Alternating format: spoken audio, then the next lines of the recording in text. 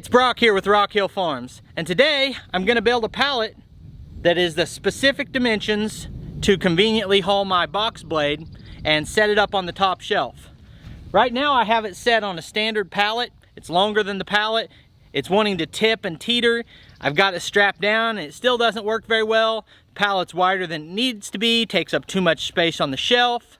It's just not a good way to do it. Like if that's your only option, you can move stuff on a pallet, but what I prefer is to build a pallet that's the exact right size and has raised areas on it to keep it from sliding and just make it more convenient. So that's what we're going to do today.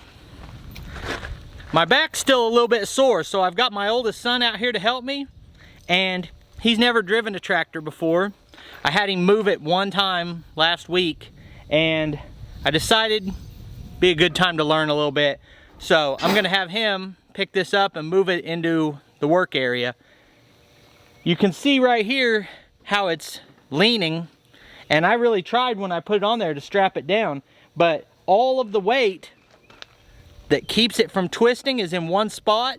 So strapping it down there and then just letting it sit here, I come back and that board's broken and it's twisted and just kind of a mess. So let's see how he does moving something.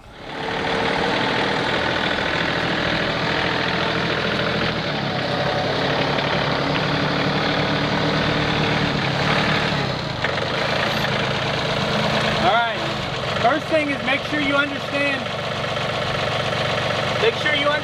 which direction moves the front end in which direction. Okay. Now, go down, twist this way.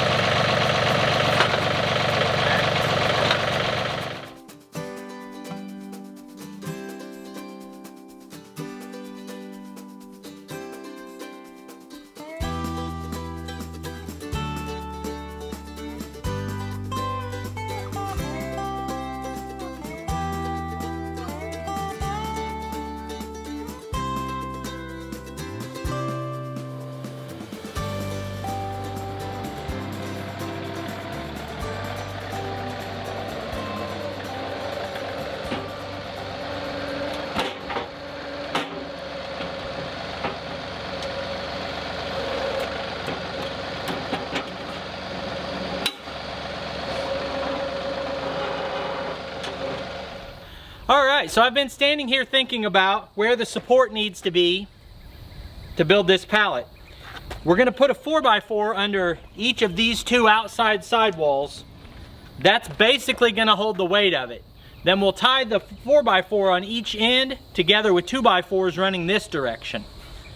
Then that'll give us the basic frame for the pallet. And then we'll set this on top of it and we'll put supports to keep it from sliding off or anything. There does not need to be any cross bracing going across the top here. We'll put some in between the 4x4s to stabilize it, but nothing needs to be on top because the only places where weight sits is on these two sides and on the back blade. So that's the basic idea. We'll kind of adapt that as we get further into it. All right, so this frame is 24 inches, but if you add the back blade, we're at 26 inches. Then I want 4 inches sticking out in the front where I can put a 2x4 across the front to keep the box blade from sliding out the front. So that takes us to 30 inches. Then an inch of space makes it 31. I think I'll just cut these 4x4s for the bottom to 32 inches.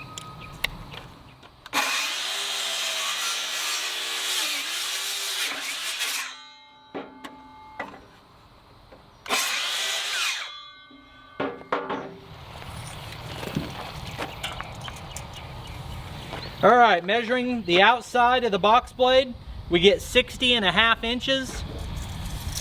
Then if we want that to split down the middle of this, you're gonna add about another 1.5 inches on each side.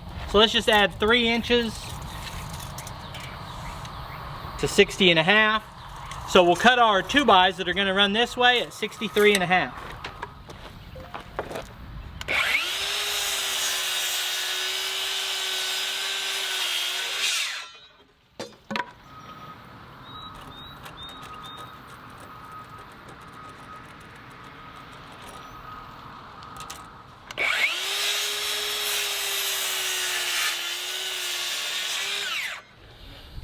Alright, so I'm no expert at squaring something like this up. What I've been doing is we got pretty close going corner to corner. Then I've been squaring up one corner with a square, just putting one screw in it. And putting one screw in each of the four corners so it still has the ability to move, but it's not going to shift off of the board. And then square it up corner to corner.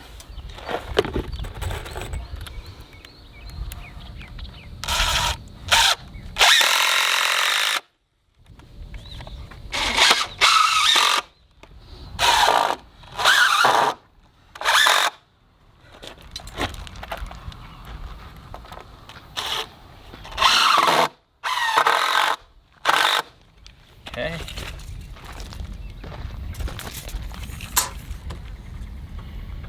That is 70 3/4. 71, I think. And bump it like that.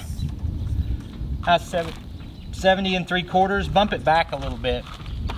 Okay. A little more. A little more. Okay. Now we're 70 7/8. We'll go to the other side. It's at 71. We're within an eighth of an inch of square. I think that'll work fine for what we're doing. Hand me a couple screws for this end before it moves.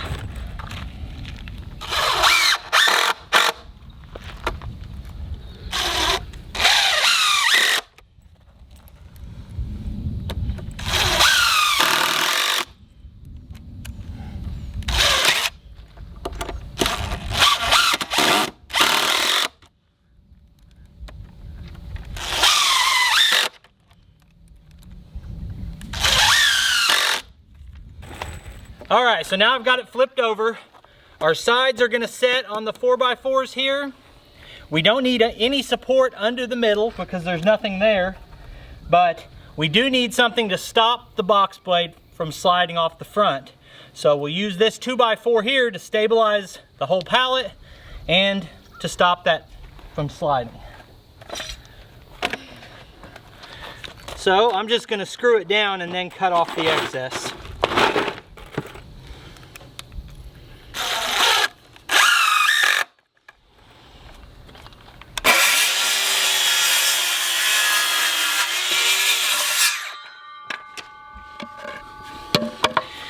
All the pieces we cut off can be used here and here to keep the box blade from sliding side to side. And if you have something you'd like to say, come over here and say it.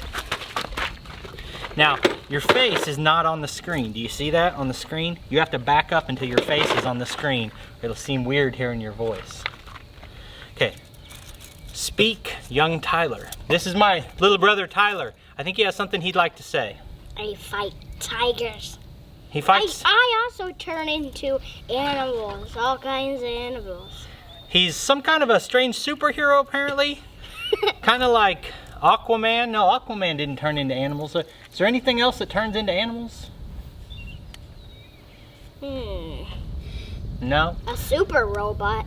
Yeah, just Tyler. Or a robot that turns into any animal. Yeah, so Tyler and then these super robots. They turn into animals. So we need the boards on each side of this to keep the box blade from sliding, but they don't have to be that long. So we'll just cut this in half, and whatever that is should be sufficient to go on each side. 33, so we'll cut this at 16 and a half.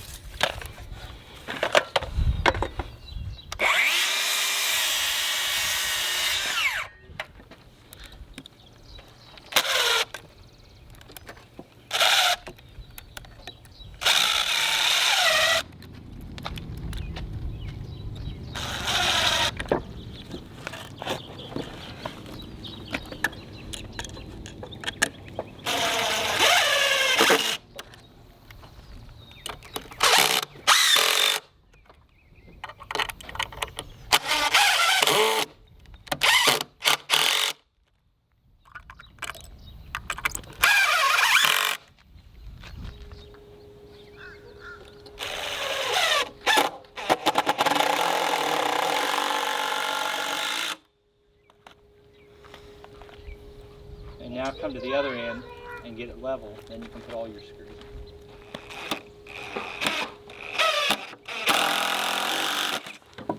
So I thought I had this figured out pretty well, and I didn't think of one thing, is that when the forks go under here, there's nothing for them to lift against, so we need a couple of slats going in this direction.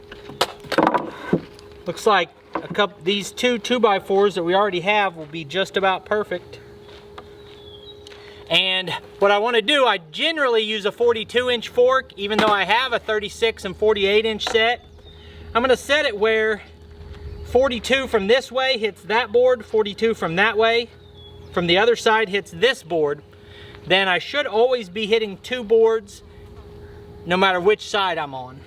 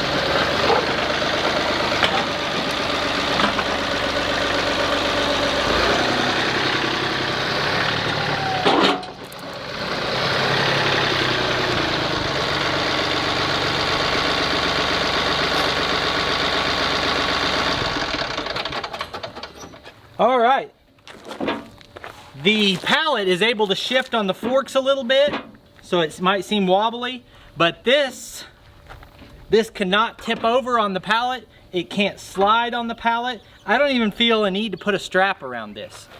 This is really solid on here. And having a pallet that is actually an exact fit for the implement, to me, is a huge improvement. So I'm gonna end this video with footage of me taking the snowplow down off of that top shelf, because in the next week or so I'm gonna put that together and compare it to my other snowplow. And I'm gonna put this up there because that's its new home when it's not in use. So I'll roll the video out with some footage of switching these attachments. I appreciate you taking time to watch the video. In just a minute, you'll see links on the screen to a couple more of our videos, and I'll see you next time.